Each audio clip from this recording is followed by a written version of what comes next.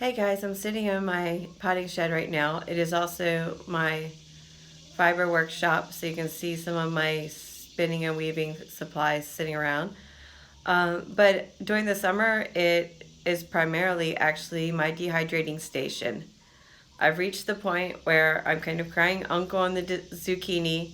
People, running the other way when I start walking towards them, things like that. That's kind of the clue that the market's saturated and it's time to start storing your zucchini for winter. So your first step would be to get out your mandolin cutter if you have one and to evenly slice your zucchini into thin rounds. If you can do that, that's awesome. It really helps with dehydrating. I actually came home last night and my mom had done that for me, so thanks so much, Mom. And I am about to start the dehydrating process. A few years ago, I was really into dehydrating, so I got this super nice dehydrator. But you can get those little round ones for about $59, $69, or you can look around and find them used online, Craigslist or Facebook or somewhere for probably $15 or $20. I like this one because it really has a lot of control over the dials. So I've got some diatomaceous earth on the top. I keep cleaning it and it's still kind of stained into the plastic, but it's food grade, so it's okay. So the first thing I do is I want to set it on the vegetable setting, which is 125. I'm going to set my timer for 8 hours to 9 hours. When I'm done, I'll probably set it for 8 and then check on it. So I have pre-cleaned the whole thing, and I've got my zucchini chips all ready to go, and I've got sea salt. So what I'm going to do is I'm going to fill each tray, sprinkle some sea salt on one side, and then put them back in to start dehydrating. Now this is for this batch. The next batch is going to be snacks, and I'm going to actually sprinkle one side with sea salt, flip them over, and sprinkle the other side with Old Bay. So I've taken the front off my dehydrator, and you can see there's a lot of trays in it. The trays have really big holes. So I used either this non-stick sheet or the grid sheet underneath to help keep things from falling through. If you don't have them, try some wax paper. So tray number 1 is out and ready to go. You can see I've got the sheet on top of the grid and nothing will be able to fall through. Right now for the boring part, I'm just kind of sticking these on here. Now they're not like cookies where they'll spread, they'll actually shrink some when they dry, so they can be pretty close together. But I like to leave a little room to make sure there's plenty of circulation and they don't have any problem drying out. Alright, so the tray is full and it is ready for the next step. I'm going to lightly salt all the rounds and then stick them in the dehydrator. Now if I was going to use these as a snack, I would definitely be doing a lot more and the salt would go in probably a little heavier. But these are actually being stored for winter and spring cooking. They'll go into soups and things like that. And I'm going to pop them into freezer bags and into the freezer or into canning jars along with an oxygen absorption packet. I really love those little things. They really help keep them fresh a lot longer.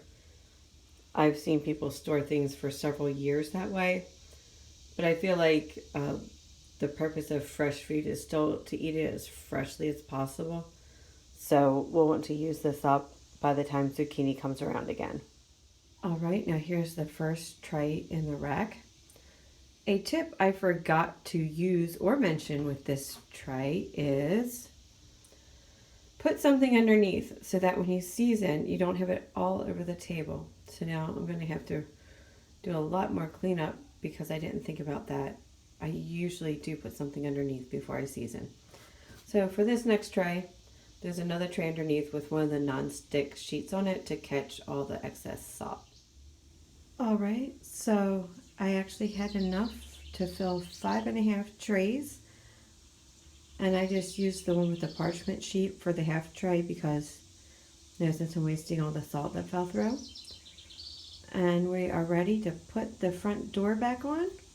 which is pretty easy. It's just got two little notch things.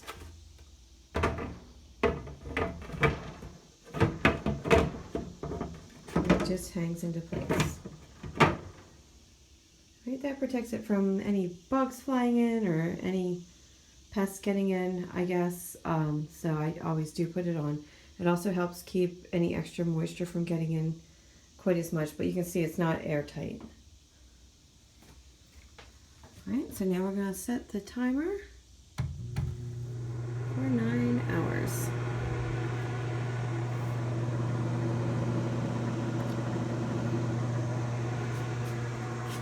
And you can hear it started right up. So while I'm in here, I thought I'd show you my other area here. I brought my sewing machine in because everything else was here, so why not? But I have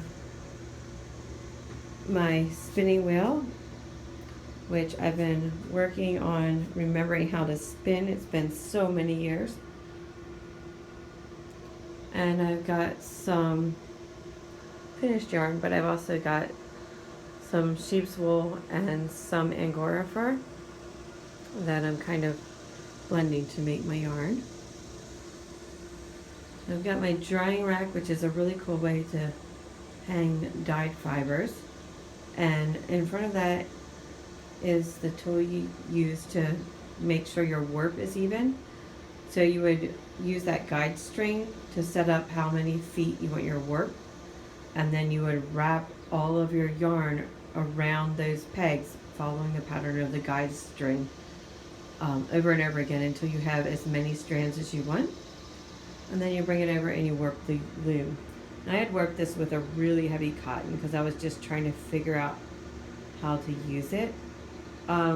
This is the first time I've had a loom like this. I usually have a tabletop loom, and I think I'm going to actually eventually buy another tabletop loom. This is a super nice loom, but I had a knee replacement and the other one needs replaced, and with these treadles and then this treadle and then that treadle, it's a lot of wear and tear on my knees. So I love it, but I don't use it very often just because it really is a workout on your knees. And I wanted to show you my sign. My mom painted me that sign. And then this is kind of my grow light station there. And more raw wool to use. And then all of this stuff, a lot of it belongs up in the loft. But when I had the front door installed, because the old doors had kind of finished their usefulness, they had us all these studs out and put in new higher studs to clear the door, and they took out my loft. So I need to have the loft redone, but until then, just throwing things under things. And then this is my potting station, which I am not using at present because I don't want to be putting dirt and, you know, other living organisms and stuff anywhere up in the air beside my drying station. So until I finish dehydrating, I won't be using this space. Anyway, that's the tour of my little potting shed. Hey guys, so here's the final result. These little teeny dried wafers. And they all shrank down to fit in this super tiny container. I'm going to actually freeze these because I didn't pull out my ball jars or my oxygen absorbers. But that's okay. I think that when you're preserving food, you don't want to preserve it all the same way. So see, I had them on bar jars, and then someone knocked over the shelving unit they were stored in, and all my hard work was broken. Or I had them in the freezer, and the freezer had a power failure. And everything was ruined. So I think when you preserve, it is important to consider doing different methods. So these are going to go in the freezer for soups, and the next set I will put in jars with the oxygen packs.